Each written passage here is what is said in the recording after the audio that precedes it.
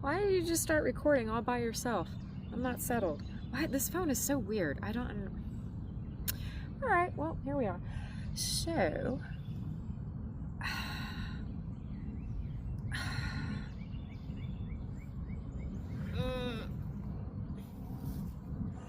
That was a long car ride. Oh, God. My car's in the shop. So I had to take an Uber home. And it's a long ride when you're driving in Atlanta traffic during rush hour. But it's an even longer drive when you're riding in Atlanta traffic during rush hour. I don't know about y'all, but man, that constant like just stop and go. I got so car sick. There were a couple times I almost like told the driver like, you need to pull over because I'm gonna throw up all over your backseat. But I kept it together. Oh God. But I am home and I am gonna pick up my car later. God, I do not want to get back in the car. So I was talking to my mom yesterday and we were just talking about, you just say random nothing things. Come here, Marcus. Marcus is here. So that means my cats are inside. And she was saying, you know, just kind of just like talking, thinking out loud. Marcus. And oh my God, you are filthy. You are filthy. Yes, you are. You've been rolling in the dirt. Marcus. She was saying, oh, tomorrow's Wednesday. And I was like, yeah, it's trash day. And she was like, yeah, Wednesday's trash day. And then I said, shipment day. And she goes, yeah, Wednesday's shipment day. Oh, wait a minute. No. And then, you know, we had a laugh because we haven't had the store in years. But still in our heads, Wednesday is shipment day. This is Marcus. Hello, Marcus. You're just such a sweetie patey. I just love you so much. You're just such a good boy. Yes, you are. Even though I feel bad that you go along with my kitties, but you're just a good boy. Yes, you are. And so we laugh about that, and then I tell her, I say, you know what other people call like shipment day? And I told her how it's like it's called, like it's a thing, it's called New Comic Book Day,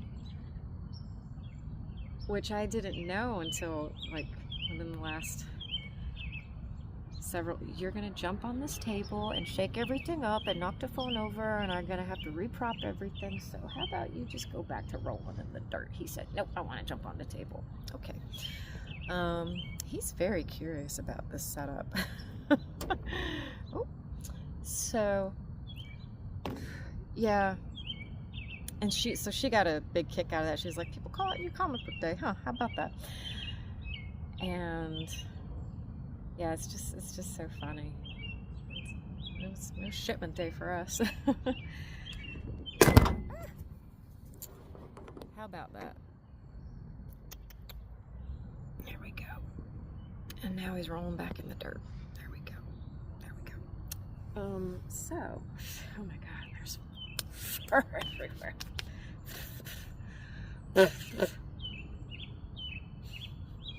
He's so silly. So let me pull cat fur out of my. He's chasing his tail. Oh my God. So I have not just a new comic book, but it's new. It's not even out yet.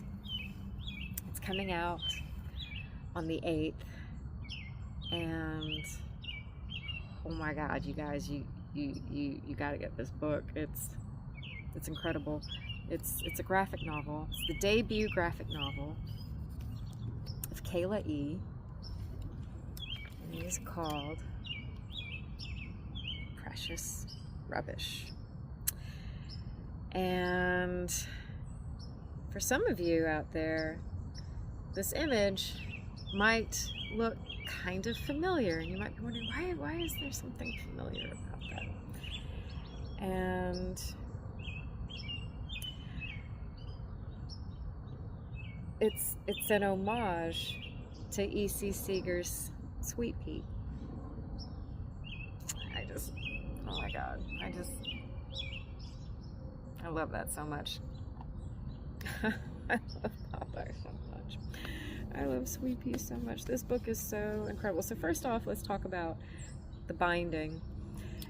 It's such a beautifully bound book, and I love like the raised lettering. I love the texture of it, and the graphics and the tear. I mean, I love just touching it. And it's like that on the spine too, even like it's not just this, and the Fantagraphics stamp, but this too, you can see, and it just feels so good. I just love, it's just such a tactily pleasurable book to hold, which is funny considering the content, but at the same time, like when you can, it feels so good to hold. And this is such a,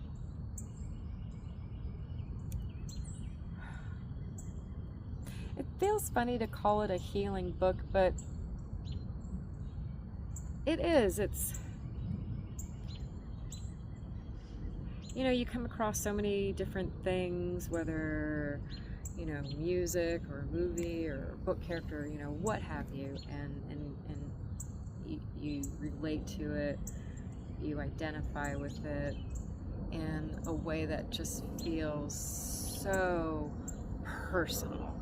Like I remember when I was reading The Babysitter's Club, how much I just loved Claudia so much.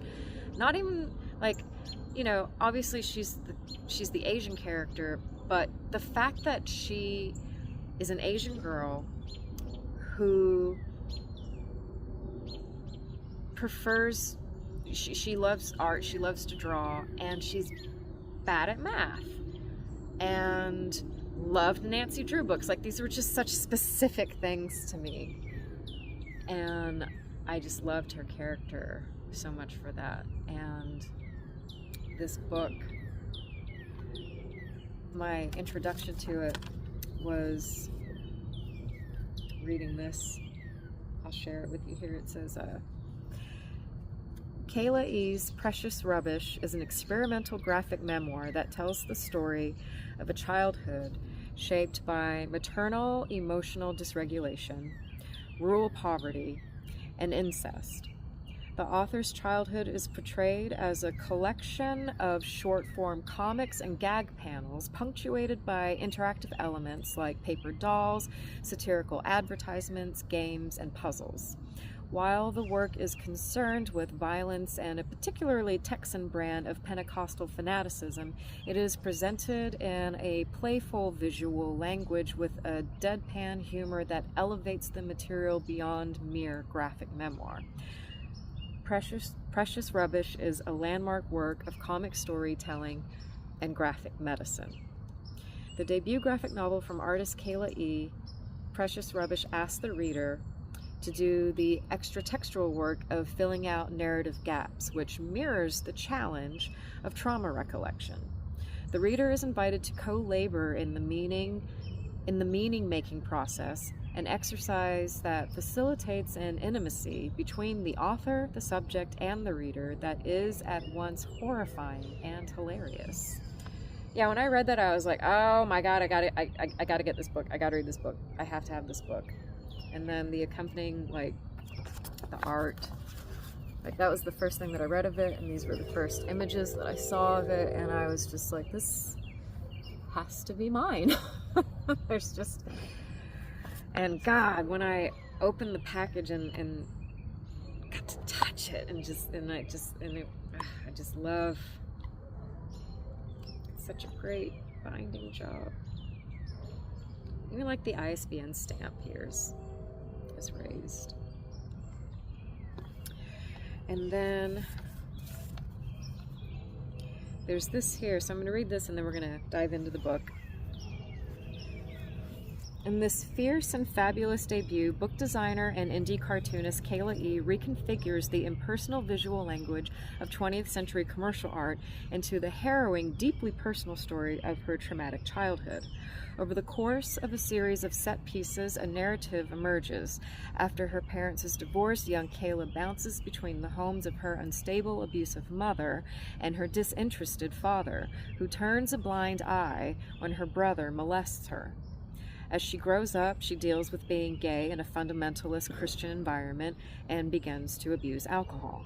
The story is told out of chronological order and filtered through the formats of mass-produced print entertainment, picture books, comic strips, activity pages. A word search invites readers to find vodka, dissociation, and PTSD. Paper dolls, recipe cards, comic book advertisements. Do you need money? Consider robbing your child's piggy bank, and more. Kayla's mother appears sometimes as a faceless 1950s housewife engaging in horrifying behavior, sometimes as a huge and terrifying presence, sometimes as a child who needs to be cared for herself. The flawless pastiche of commercial art and design, drenched in cheery primary colors, suggests the influence of Chris Ware and Ivan Brunetti while establishing an aesthetic all its own. This four-color atomic bomb of a comic signals the arrival of a formidable talent. You guys got to get this book. It comes out April 8th. I have goosebumps. So you open the front cover, and this is the first thing you see. How cool is that?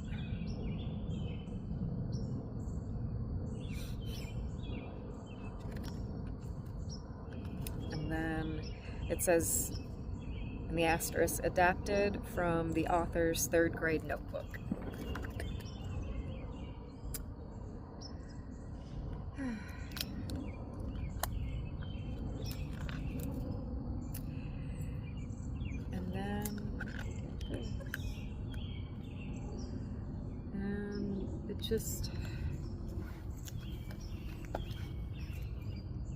And it goes through the story,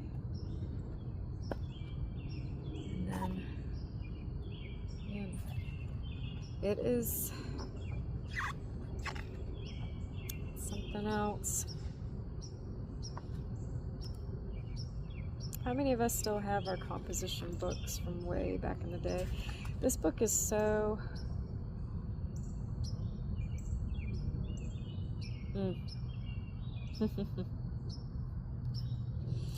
The asterisk says here, as tacked to the bulletin board in Tony Soprano's hospital room in season 6, episode 3 of The Sopranos.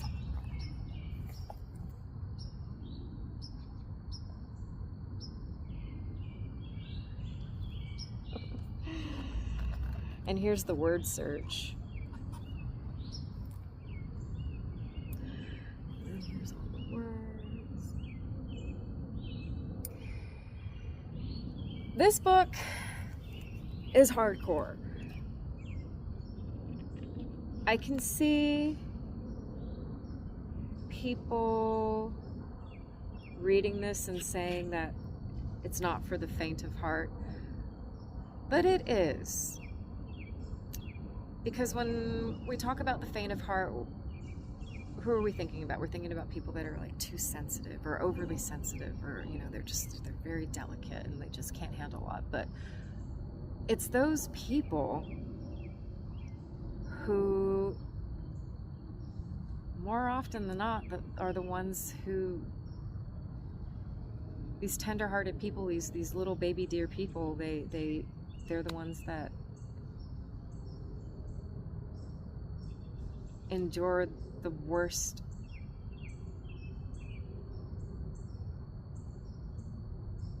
just the monstrosities of humanity. And it's so funny because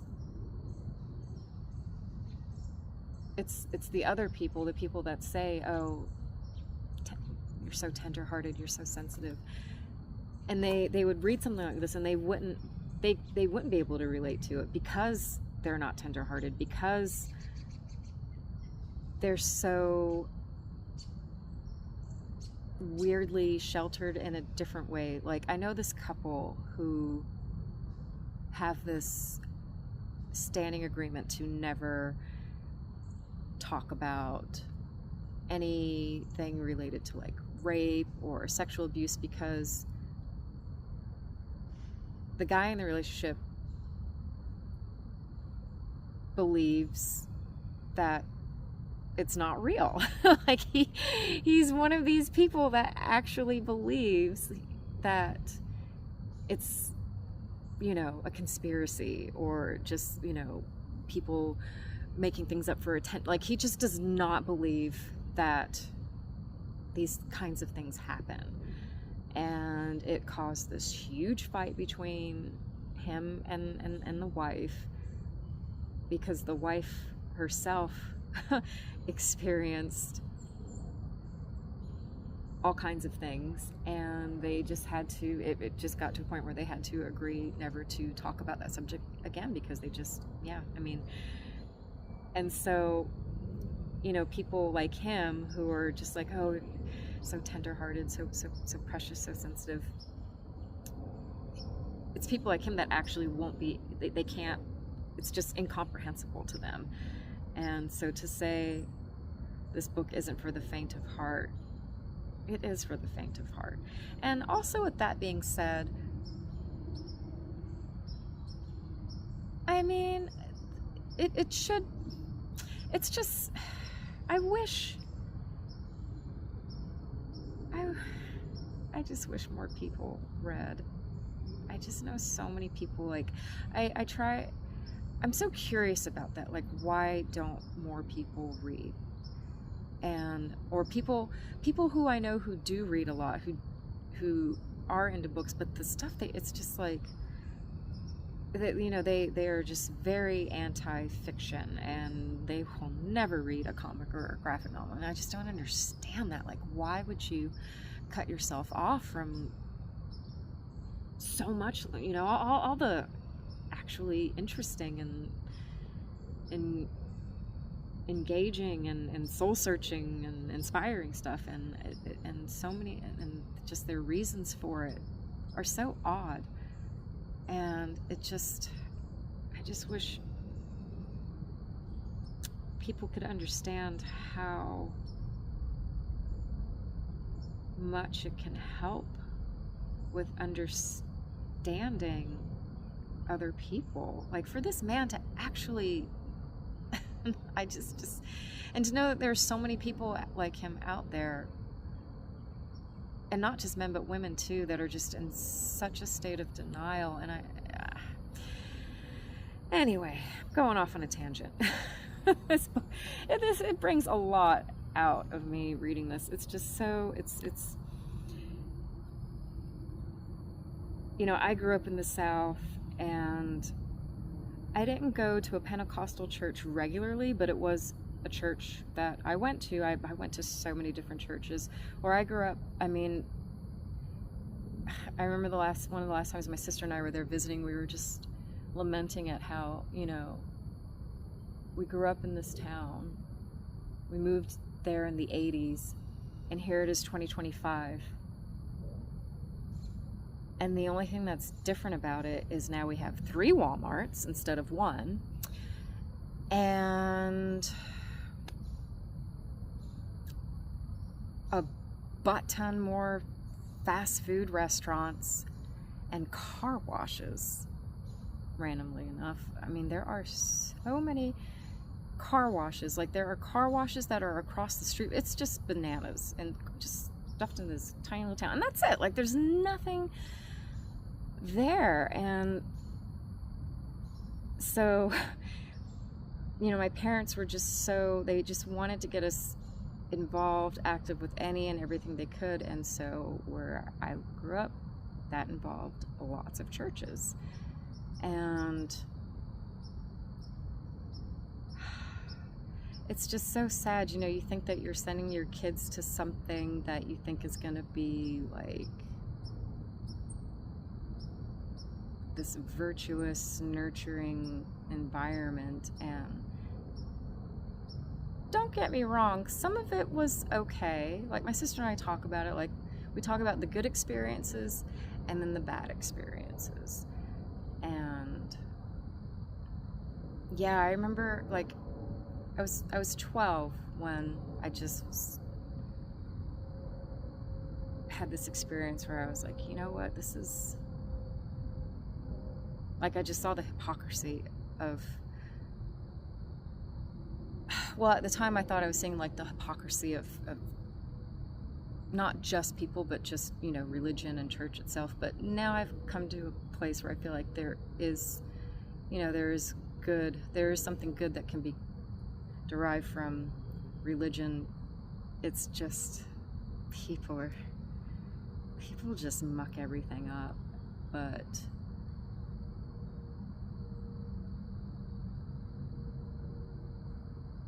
yeah, sorry, tangent. This it's just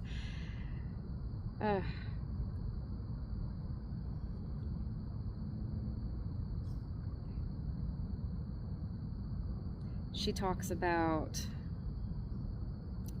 so I'm just going to read this out loud. So, language arts, grade 5. My favorite food, a writing assignment by Kayla E. If I had to pick my favorite food, it would definitely be honey buns. I eat them more than anything else. Honey buns are so sweet and soft, and the honey flavor tastes amazing. Sometimes my mom brings me a big bag of honey buns, and it's the best part of my week.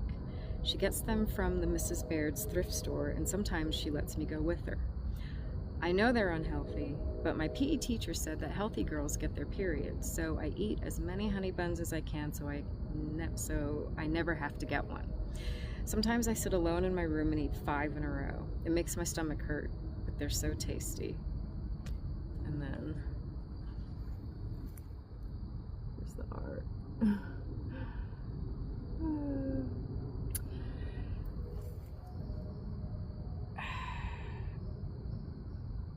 I mean, I can taste the honey bun. I'm curious if it's a food that she can't stand anymore, or if she still likes to eat them. I feel like I'm that way with top ramen. I just ate so much of it. Like, I can't, when I think about my diet when I was a kid, it's pretty amazing. It was like balanced out for sure with like my mom's Korean cooking as far as like getting vegetables and stuff, but other than that, it was the public school lunch, which was pretty bad, and top ramen, chunky beef soup, which I can't stand now, and red, white, and blue popsicles. That's what I ate. Red, white, and blue popsicles, chunky beef soup, and top ramen with Texas Pete hot sauce. And once in a while, I do get a craving, and I gotta eat that top ramen, but I zhuzh it up. I add spinach to it, and sometimes I'll throw in an egg, and I'll sesame seed it up, put in some seaweed, you know, I change it, but I just cannot eat. I mean, just the thought of it makes me feel a little nauseous. It's just, ugh. And the stuff, oh, it's just so hard to talk about out loud.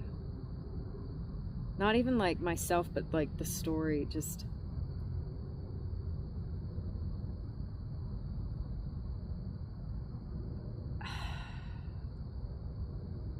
like there are so many instances throughout the book where,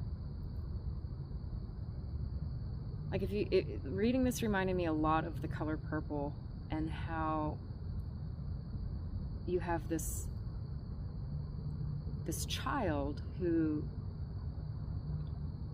is being forced to play the role of wife.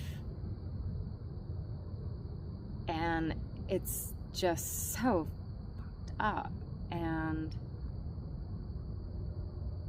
you don't realize how bad it is because that's your life and it's just what's normal. It's your everyday. And when you come to realize years later, it's almost like you're having to unbrainwash yourself out of this role and your own perception of who you are. And it's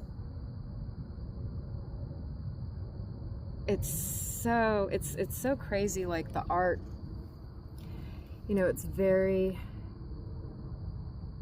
I don't want to say cartoony, but you know, when you at first glance it looks you know, there's like this innocent quality to it. You know, it's very reminiscent of like Little Lulu, and then you read it and it's anything but, and the juxtaposition is just,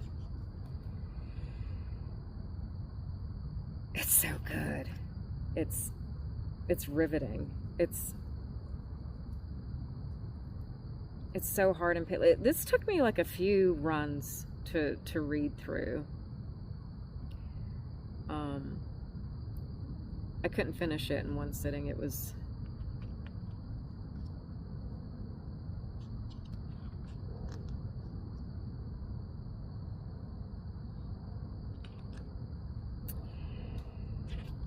there's this one.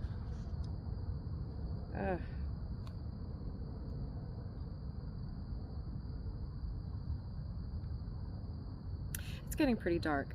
I'm gonna pause. We're gonna move this inside. Okay, we're back. So yeah, this book is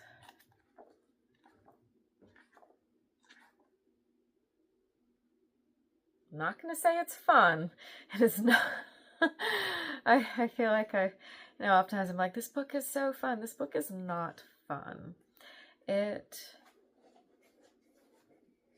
will make you laugh, but you want to go out? Of course you want to go out, because I just got started. So here, all right, go. Bye.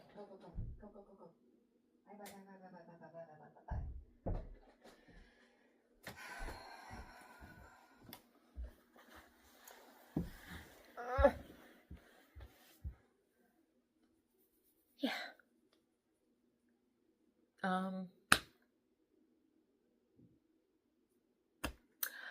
I don't remember what I was talking about. So I want to say something real quick. This medication that I'm on, it is definitely having an impact on my cognizance.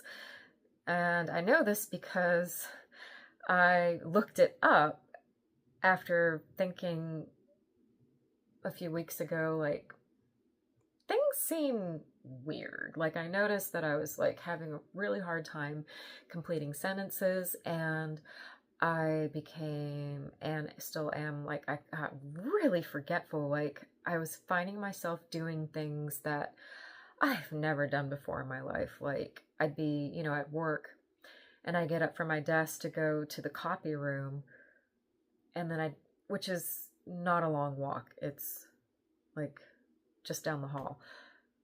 And I'd get there and I would just stand there for a while thinking, why am I here? Why did I come here? I don't remember why I'm here.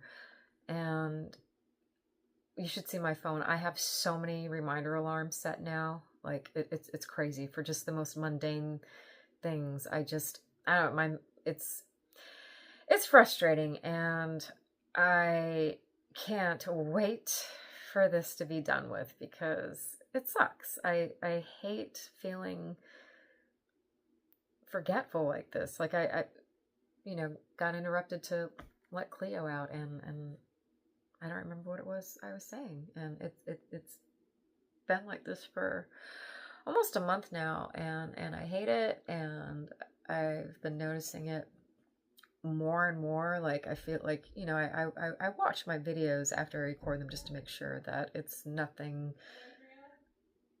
One second. Yep.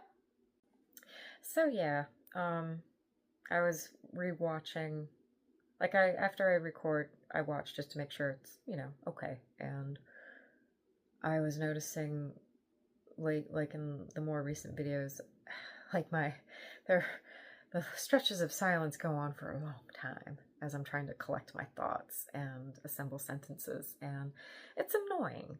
So thank you for bearing with me as I go through this process, and hopefully it won't last for much longer because I really hate it.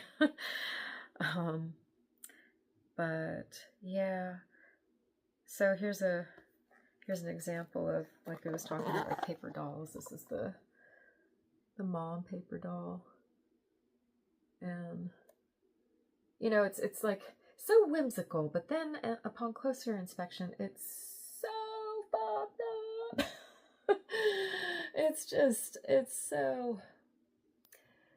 It's a rough ride. It's a rough ride. Grab your sharpest pair of scissors and snip this mom right off the page. She comes with her own Sack and Save uniform, and if you close your eyes and sniff, it smells like freezer burn in cardboard boxes. But be careful not to let it make you cry. Getting sentimental is dangerous. And if you ask her if you were good enough today, you might not like the answer. I have this saying, don't ask questions you don't want answers to. Oh no, did you notice that her tone of voice is suddenly hateful, venomous even? Is this the turn?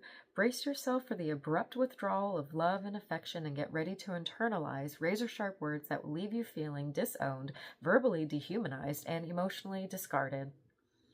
Don't try to tell her how much she has hurt you. Her blinding rage seems to have erased her memory.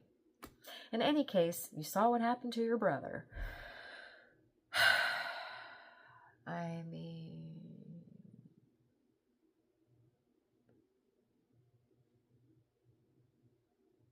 so much of this. Now she wants to come back in. You want to come back in, Cleo, don't you? I can see her little I see her little feet. I see her little paws. It's just...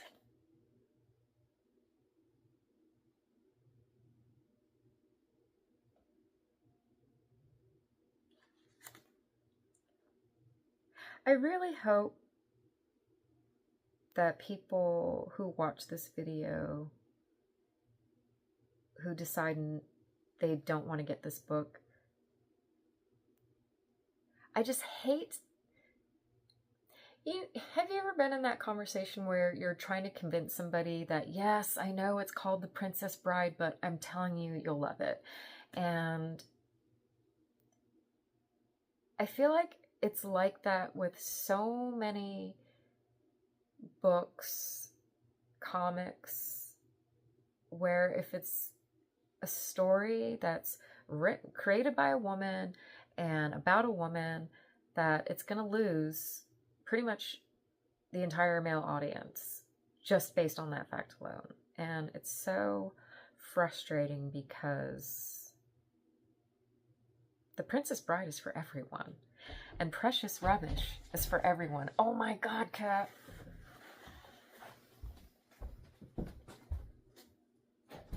Come on. This is my life, guys. This is just how it is. You know, I saw this post today about don't wait for things to be perfect to, you know, do whatever it is you want to do because the conditions will never be perfect. And oh my God, that is so true. It doesn't matter where I am. It doesn't matter if I'm at work, at home, sitting in my car. It's just how it is, huh? It's just how it is. We're just gonna roll with it, huh? We're just gonna roll with it. Yeah, guys, my boys, my guys, please don't dismiss this just because it's a chick. Please, like, Cleo, did you really just show the world your butt? Girl, get out of here. This is not only pause. I am a big ContraPoints fan, and I love when I have something in my life that I can't stand, and then something comes along and makes me appreciate it in an unexpected way. And she did this video about Twilight, and it's about way more than Twilight, but my initial response was like, oh my god, really? Because I am not a Twilight fan, but at the same time I was intrigued because I'm not a Twilight fan. And there's this part where she shares this clip of Stephanie Meyers talking about how she knows so many women who read books by men and women, and so many men who read books by men, and that's it. And it's just so odd, and it's something I've experienced too, and that needs to stop. Guys, get this book. Read this book. Please, please, please, please. I'm begging you. Get this book. It's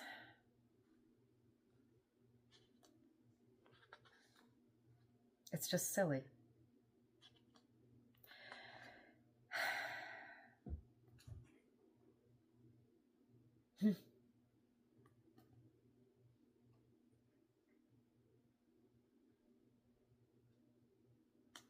I mean, look at this. How can you see this and not be intrigued? How can you see this and not want to read it? Go like this.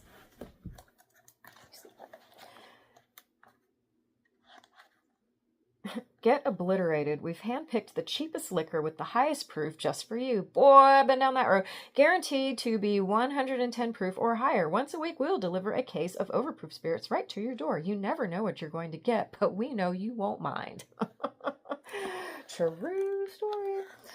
I'm so glad that life is not my life anymore.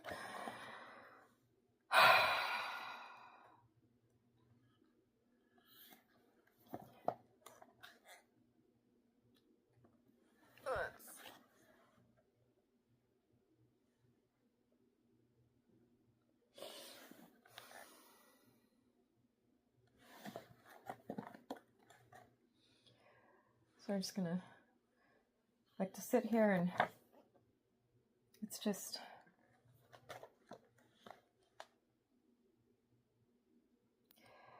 got a little Kayla paper doll.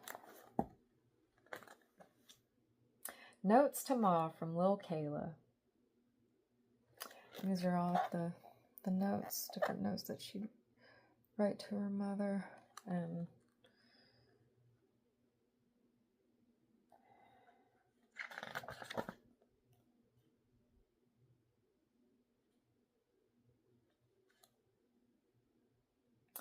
gag break, surrogate spouse syndrome number 2. Pet pills, paid advertisement. Strung out again, number 2.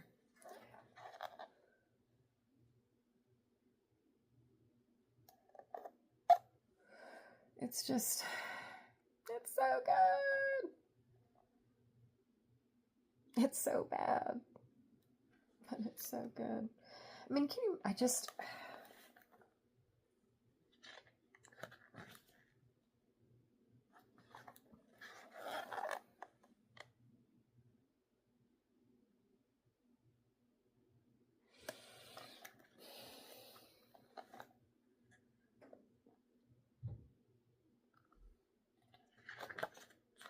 so like this.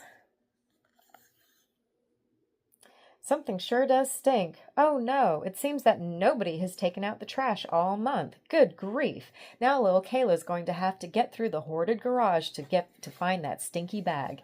Is your nose sharp enough to find it? See if you can help her sniff it out. It's just, I mean, it speaks for itself.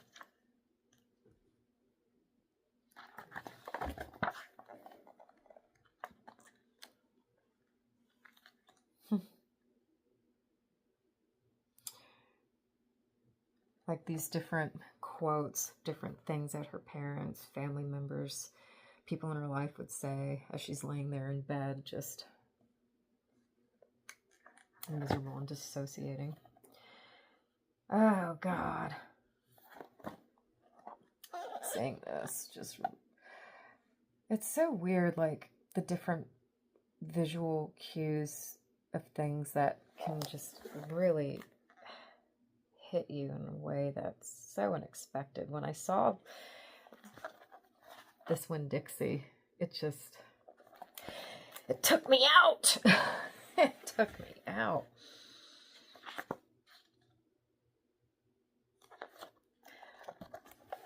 This. And then just further and further deteriorating.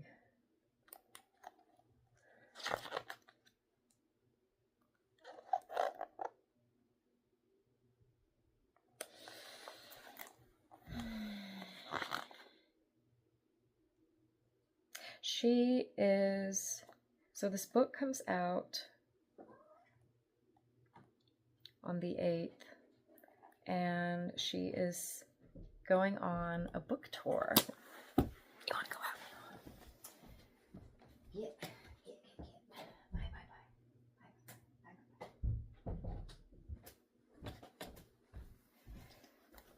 She is going on a book tour, so you should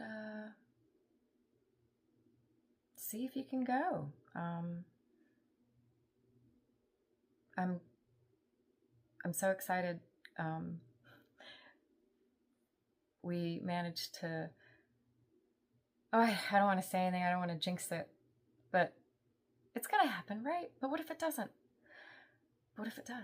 Okay, it's gonna happen. We're gonna do this. It's gonna happen. Nothing bad's gonna happen. This is going through. It's happening. We worked together to get a tour stop added for here. So she's coming to Atlanta. She's gonna do a book signing at Criminal Records, and I just, oh my God, it's so exciting. Yeah. Oh my God, I can't wait to get off this fucking medication. She's gonna be here on the 18th, on Friday, from 12 to 4. So with that said, I don't know if I'm gonna be able to make it, because I'm a lame ass and I have a 9 to 5, and Friday is the busy day. But I am going to try and see if I can, I don't need to take the day off, but at least get off, maybe a couple hours early, a few hours early, so I can, oh my God, make it down there, because that would be really awesome, right? I'd I was saying that I wasn't really minding these hot flashes so much, but I think I spoke too soon, because they've become more frequent and intense, and it's a lot. So, my car is in the shop, and my roommate, she's gonna go take me to go pick it up, which is why I had to stop the last time. So I gotta stop again because we gotta go get my car. But you guys, ladies, gentlemen, everybody, please get this book. If you can, go to the tour and get your book signed and listen. There are going to be different people that she's going to be speaking with, so it's going to be like an in-conversation thing, and I'm so excited. I can't believe I have this, that I got this as an advance copy. It's just, I love it so much. And it's interesting because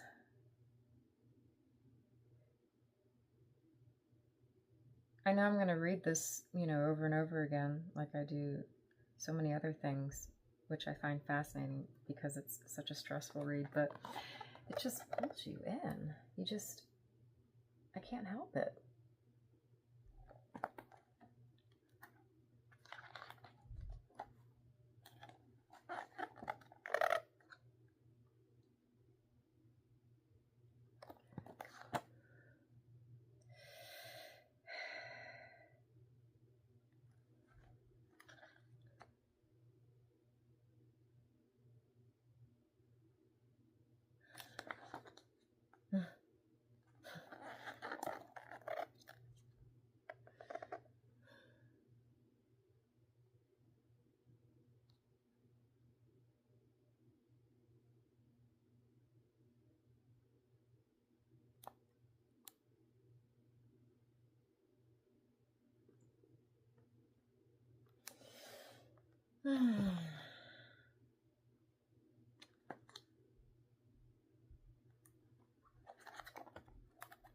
I love this.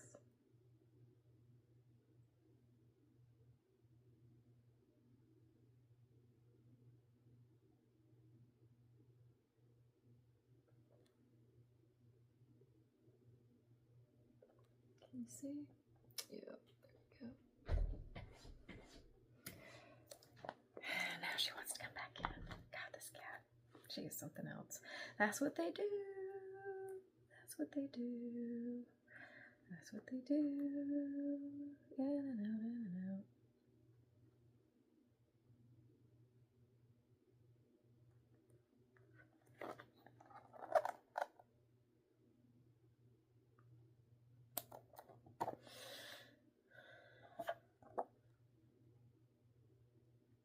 Coping strategies for neglected children.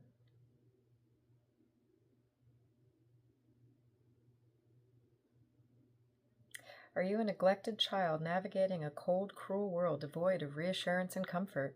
Are you looking for maladaptive coping strategies to help you endure the torture of your childhood? Consider adopting these tools today. A classic tool for bright and often misunderstood children, reading, can offer you glimpses into other worlds without sadistic, violent mothers or boundaryless, dangerous brothers, even worlds without dangerous, devilish daddies. You can also try running away. Going on the run can often unlock the potential for CPS involvement, which would otherwise be inaccessible since no competent adult in your life seems to want to help you. Another tool, oh God, man, another tool to consider adopting is body dysmorphia. If you're lucky, this one might come to you without trying. Most kids who get shamed and molested tend to develop this one early and without much effort. Free tip, body dysmorphia pairs really well with dissociation, because the less time you spend in your body, the better. And finally, consider developing an obsession with compulsive cleanliness. It helps deepen the delusion that you have some control over your life and environment. If all this sounds like too much to take on, not to worry, kids. Most likely you'll eventually develop a dependence on drugs or alcohol, which will help you to forget everything that has happened to you.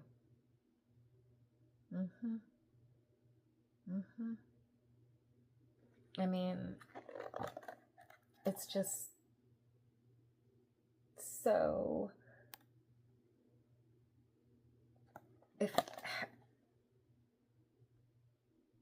Who doesn't this speak to?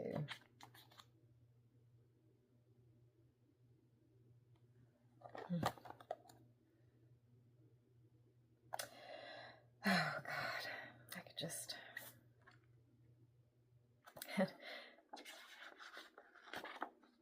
This is the final page before the acknowledgement and like the end notes and stuff.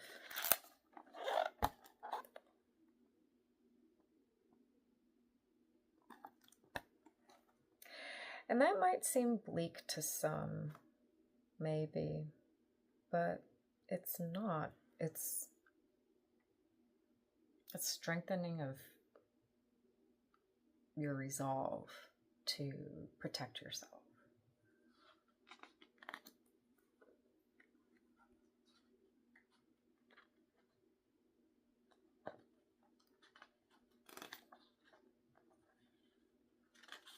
I I love a good acknowledgments page, and that's I mean, she gives a solid acknowledgments page.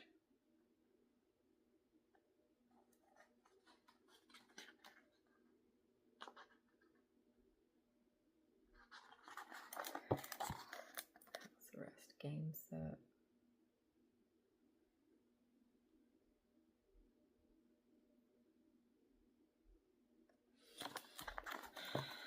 I hear footsteps.